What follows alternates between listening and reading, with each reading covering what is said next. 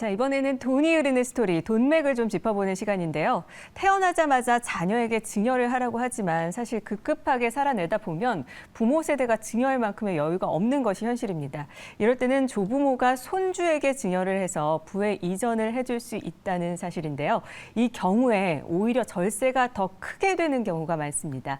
오늘 알아볼 세금 재테크는요, 세대를 건너뛴 증여, 할증과세를 활용한 세금 테크입니다.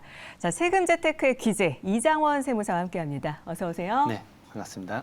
네, 지난 시간에도 사실 가족 관계에 따른 증여재산 공제액을 알아봤는데요. 다시 한번 자세히 좀 짚어볼까요? 네, 수증자별로 이제 증여재산 공제라는 게 달라지죠. 증여재산 공제는 간단하게 말씀드리면 이 금액까지는 세금 자체가 발생하지 않는다라고 생각을 하시면 됩니다. 네. 그래서 10년 주기로 이제 설정이 되어 있고 배우자 같은 경우는 6억 원, 그다음에 직계 존속과 비속은 5천만 원인데 이 직계 비속 중에서 이제 미성년자인 경우에는 2천만 원만 이제 공제가 가능합니다. 그리고 그 외에 기타 친족 같은 경우는 이제 1천만 원만 이제 증여재산 공제가 가능하다라는 점 기초 지식으로 알아두시면 좋을 것 같습니다. 네, 부모와 조부모 등 직계 존속에 대해서는 10년 동안 증여재산가액에 대해서 5천만 원을 공제하고 또 자녀와 손주 등 직계 비속에 대해서도 10년 동안 5천만 원을 공제합니다. 그리고 미성년자에게 증여한 경우는 2천만 원을 공제한다는 건데요. 오늘 주제인 손주에게 증여하는 경우를 좀 자세히 들여다볼까요? 이 손주에게 증여를 할 경우에 증여세 산출세액의 30%를 가산한다 이런 내용이 있는데 자세한 내용을 좀 알려주시죠. 네, 그 손주에게 증여를 하게 되면 이 세대를 생략했다라고 보게 되어 있습니다. 결국 조부모 세대가 이제 부모 세대를 건너뛰고 바로 손주에게 줬기 때문에 세대를 건너뛰었음으로 인해서 30%를 가산하겠다. 그리고 그 미성년자이면서 증여재산가액이 20억 원이 넘어가면 30%가 아니라 40%를 가산하겠다라고 해서 약간의 이제 디스어드밴티지를 주는 건데요. 네. 그렇지만 한편으로 봤을 때는 1.3배만 더 내면 되는구나. 결국은 두 번 통하게 되면 일식 2를 내야 되는 상황을 1.3만 내는 상황으로 펼쳐질 수 있기 때문에 이 할증과세를 활용해서 오히려 증여세를 절세할 수 있습니다. 그리고 이제 증여자의 그 최근 친인 자녀, 그러니까 부모 세대가 사망을 통해서 손주만 바로 이제 직속 선순위 상속인이 됐을 때는 이 30%의 가산도 펼쳐지진 않습니다. 이 점을 기초적인 지식으로 알아두면 좀 도움이 되실 것 같습니다. 네, 살짝 조금 어려워서 손주에게 증여를 하면 증여할증 과세가 붙는다라는 말인데 이게 어떻게 절세가 될 수 있는 건가요? 우선은 네 가지 경우에서 제가 이제 절세가 되는 이유를 말씀을 드리는데요. 증여세가 커지는데 증여세가 절세가 된다니 무슨 말인지 모르겠다라고 하실 수 있습니다. 네. 하지만 실무상에서 이걸 활용한 절세 플래닝을 엄청 많이 하고 있고요. 첫 번째로 이제 재차 증여할 계획이 있는 경우, 그리고 부모 세대가 증여할 여력이 안 되는 경우, 세 번째는 부모 세대가 이미 증여를 많이 받았을 경우, 그리고 마지막으로 이 증여세와 연관돼서 미래의 상속세까지 줄일 수 있는 이 조부모 세대의 상속세까지 절세할 수 있는 경우까지 연결을 해서 이 네 가지 경우에는 오히려 할증과세가 절세 측면에서는 상당히 유리하다라고 말씀을 드리고 있습니다. 네, 네 가지 경우가 있는데 손주 증여가 유리한 경우를 하나씩 자세히 얘기를 좀 나눠보겠습니다. 첫 번째 경우, 이 여러 번 증여할 계획이 있는 경우에 손주 증여가 유리한 게 맞나요? 네, 맞습니다. 우선은 조부모 세대가 부모 세대에게 이제 증여를 5억 원을 한다라고 해서 수치로 한번 바로 말씀드려 보겠습니다. 네. 그럼 5억 원을 부모에게 증여를 하게 됐을 때는 이 아버지가 받았다라 가정을 했을 때 증여세가 일반적으로 이제 8천만 원 정도의 이제 세액이 나옵니다. 네. 그 아버님이 또 손주, 그러니까 본인에게는 아들이죠. 자녀에게 이제 증여를 할 때 또 8천만 원의 증여세가 나오는 거죠. 그러면 1억 6천. 예, 예. 네. 그리고 사실상 아버지 세대에서 자녀 세대에게 줄 때 8천만 원을 증여세로 냈기 때문에 본인이 다시 5억 원을 주고 싶다라고 하면 8천만 원을 다시 얹어서 또 증여를 해야 되는 상황도 펼쳐지는 거죠. 1억의 이외의 증여를 하게 되었을 때는 1억 6천만 원의 증여세가 나오게 되는 겁니다. 하지만 이 할아버지 세대가 바로 성인 손주에게 증여를 한다라고 가정을 했을 때는 이 증여세는 1.3배의 할증이 되더라도 1억 400만 원의 증여세만 내고 이 증여세 의무가 끝나버리는 거죠. 1억 6천에서 1억 400만 원으로 줄어드는군요. 네, 맞습니다. 그래서 네. 산술적으로 봤을 때는 5,600만 원의 절세를 가져갈 수 있습니다.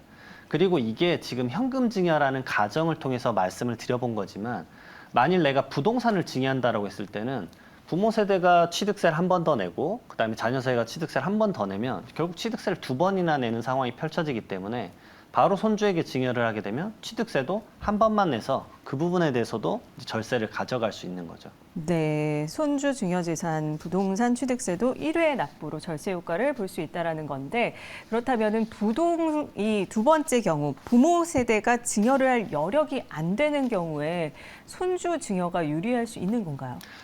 사실 저도 그렇습니다. 이 30대 분들이 이제 결혼을 하시고 자녀를 가지는 경우가 가장 많죠. 네. 그러면 태어났을 때부터 좀 증여를 하라고 말은 했지만 이 30대 분들이 지금 자금 여력이 사실 녹록진 않으실 겁니다. 그쵸. 태어나자마자 사실 뭐 2천만 원, 5천만 음. 원 성인이 됐을 때 주는 거는 거의 불가능에 가까운 일이고 네네. 말 그대로 먹고 살기도 힘든데 어떻게 그 돈을 증여를 하냐라고 할 수 있는 네, 겁니다. 하루하루가 급급한데. 네, 맞습니다. 증여는 무슨이라고 할 수 있죠. 근데 이제 진짜 통계적으로 봤을 때는 조부모 세대가 가지고 있는 부의 총 산출량이 엄청 많거든요. 네. 그러니까 조부모가 손주에게 줘야 되는 이유가 거기서 이제 발생하는 거죠. 왜냐하면 오히려 조부모는 지금 자녀들, 그러니까 부모 세대 주기도 급급한데 이 부모 세대는 자녀를 어차피 못 주니까 조부모가 이 손주에게 내려주는 거죠. 네. 그리고 이제 저희가 그 격대 교육이라는 표현이 있습니다. 격대 교육은 뭐냐면 사실 그 할아버지 세대, 조부모 세대가 손주를 교육을 해줄 때 오히려 더 잘 교육을 한다라는 표현이 있는데요. 맞습니다. 예, 네. 아무래도 먼저 키워봤고, 음. 그 다음에 그 자기 자식은 안 이쁜데 손주는 이뻐하셔요, 사실은. 네. 왜냐하면 자기 자식은 이제 꼴도 보기 싫다고 하시는데 손주는 또 예쁘다고 네. 하시면서 그때 이제 이렇게 증여를 했을 때 양육비 부담도 좀 덜어줄 수 있는 거고. 네. 그다음에 제가 권해드리는 건 약간 배당주 위주의 주식을 사줘라 증여를 한 다음에 현금 증여를 한 다음에 배당주 위주의 주식을 사신 다음에 그 배당에 결국은 자산이 증가가 될 거니까 배당을 매년 받고 매 분기마다 받는 경우도 있을 테니까 그걸 차곡차곡 손주가 쌓아두게 됐을 때는 미래에 더 큰 자산으로 손주에게 돌아갈 수 있다. 그래서 이러한 포인트로 좀 말씀 많이 드리고 있습니다. 네, 그런 효과가 있군요. 배당주 위주로 또 주식을 사줘라. 네, 예, 맞습니다. 네, 꼭 참고를 해야 되겠는데요. 그렇다면 부모 세대가 이미 증여를 받았을 경우에는 어떤 건가요? 네. 이미 자산이 많으신 분들은 결국은 이제 이 증여와 상속세를 연관해서 볼 때는 그 각각의 가족의 자산 수준에 따라서 달라지는데 이미 부모 세대에게 증여를 많이 한 겁니다. 네. 말 그대로 증여세 같은 경우는 10%의 세율부터 50%의 세율까지 아주 높은 세율의 구간에 적용을 만약에 받게 되면 자녀에게 추가적으로 증여를 했을 때 증여의 이점이 가져갈 수 있는 게 하나도 없습니다. 네. 왜냐하면 50%의 세율 구간이라고 한다 그러면 1억 원을 자녀에게 줬을 때 5천만 원이 세금으로 나오는 상황이 펼쳐지는 거죠. 네. 그러면 그게 부에 이전을 하는 것에 대해서 실질적인 효과를 가져가는 게 아주 미비한 상황인 거죠. 그래서 제가 권해드리는 건 40% 이상의 구간이 이미 적용받을 것 같다. 40%의 세율 구간은 과세 표준이 10억 원이 넘어가는 경우입니다. 네. 과세 표준이 30억 원이 넘어가면 50%의 세율을 적용을 받는 건데 이 10억 원 이상을 조게 돼서 40%의 세율 구간을 이미 받게 되면 이미 부모 세대에게 주는 증여 효과 자체가 실익이 없어지는 거예요. 네. 그러니까 그럴 거면은 차라리 손주에게 줘라. 그러면 많은 분들이 그걸 물어보십니다. 이게 같은 자녀 세대니까 합산돼서 양도소득, 그 증여세율이 40%부터 적용되는 게 아니라고 하시는데 그게 아닙니다. 부모 세대는 40%의 구간이지만 손주는 그동안에 받은 게 없기 때문에 10%의 세율부터 낮은 그 증여세율부터 적용을 받으시기 때문에 절세 효과를 가져갈 수 있고 손주도 세금을 최대한 좀 덜 내면서 자산을 가져갈 수 있는 겁니다. 네, 이 부분에 대해서도 좀 구체적으로 예를 들어주실 수 있을까요? 우선은 간단히 말씀드리면 10억 이상의 증여를 이미 자녀에게 많이 했다라고 하면 손주에게 주는 게 100% 유리합니다. 네. 왜냐하면 40%의 많은 증여세를 내면서 주는 경우는 실익이 거의 없거든요. 네. 그리고 이제 이걸 헷갈려하는 경우에 하나가 뭐냐면 증여재산 공제랑 헷갈려하세요. 증여재산 공제는 부모 세대랑 조부모 세대 전체를 통틀어서 직계 존비속에 5천만 원이거든요. 하지만 전체 통틀어서. 맞습니다. 네. 하지만 부모 세대와 이 손주 세대, 그러니까 이 자녀 아래까지의 세대는 증여를 받았을 때 세액 계산은 합산은 별도라는 거죠. 아, 나눠지는군요. 예, 나눠지는 겁니다. 네. 그렇기 때문에 낮은 세율부터 적용을 하면서 부의 이전을 좀 할 수 있는 겁니다. 그래서 여기서 좀 더 응용을 한다 그러면 네. 이제 주식이나 부동산을 받는다라고 가정을 해보겠습니다. 네. 그러면 아버지로부터 자녀가 주식을 증여받는다 그랬을 때 네. 주식에 대한 증여세를 낼 여력이 안 될 수도 있어요. 네. 왜냐하면 증여세가 부담이 크니까. 그렇죠. 그리고 주식은 가치가 높아질 것 같은데 이걸 미리 지금 팔아버려서 세금을 내기에는 또 아까운 거죠. 왜냐하면 주식이 가치는 어차피 올라갈 것 같은데 네네. 나는 주식 가치 올라가는 거를 미리 받아서 그거에 증여세를 줄이고자 증여를 받은 건데 이걸 팔아서 증여세를 내버리면 내가 지금 왜 이런 행동을 했나? 그렇죠. 네. 기껏 받아서 다세금으로 나가면 맞습니다. 남는 게 없으니까. 그러면 이제 이 상속세 및 증여세법에 이게 있습니다. 증여세를 대신 내주는 것도 증여예요.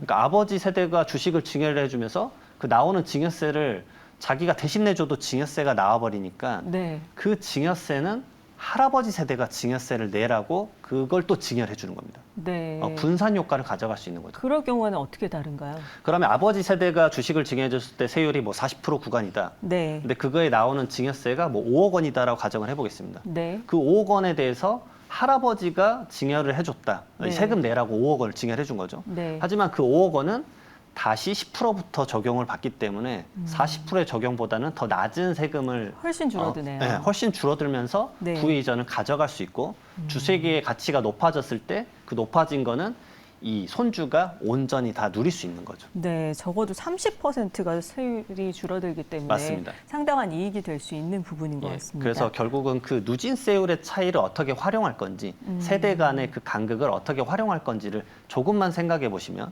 그리고 그 증여가 현금을 주는 건지 주식을 주는 건지 아니면 부동산을 주는 건지 각각 구분해 보시면 절세 포인트가 많이 잡히실 겁니다. 네, 구체적으로 얘기해 주시니까 보다 이해가 잘 되는데요.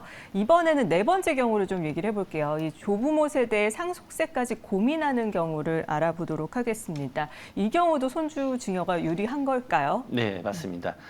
결국은 증여세의 모든 원칙은 미래의 상속세를 줄이고자 함에도 그 원칙이 있습니다.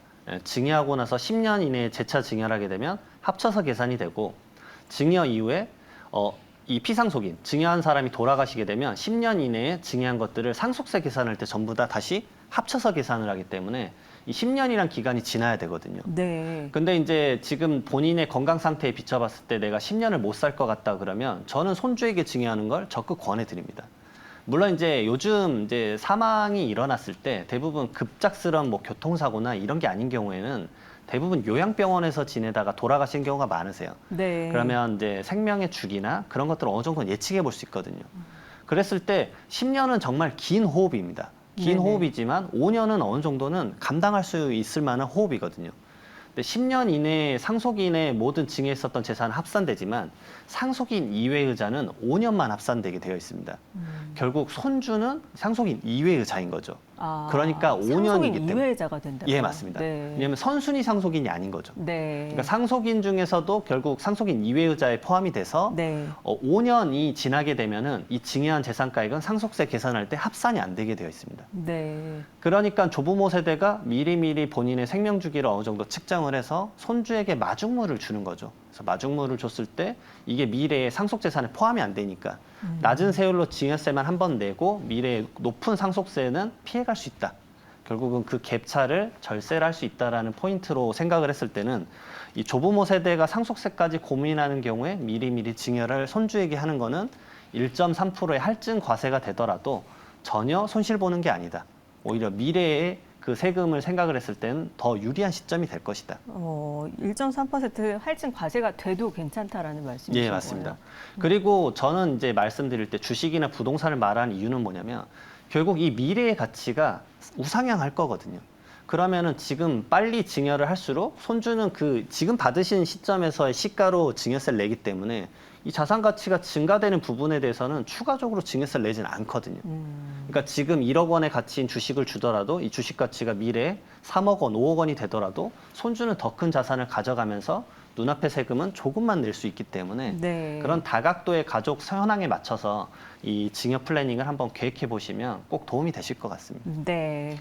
오늘 돈이 흐르는 스토리에서는요, 세대를 건너뛴 증여, 할증 과세를 활용한 세금 테크에 대해서 이장원 세무사와 함께 자세히 살펴봤습니다. 오늘 말씀 고맙습니다. 네.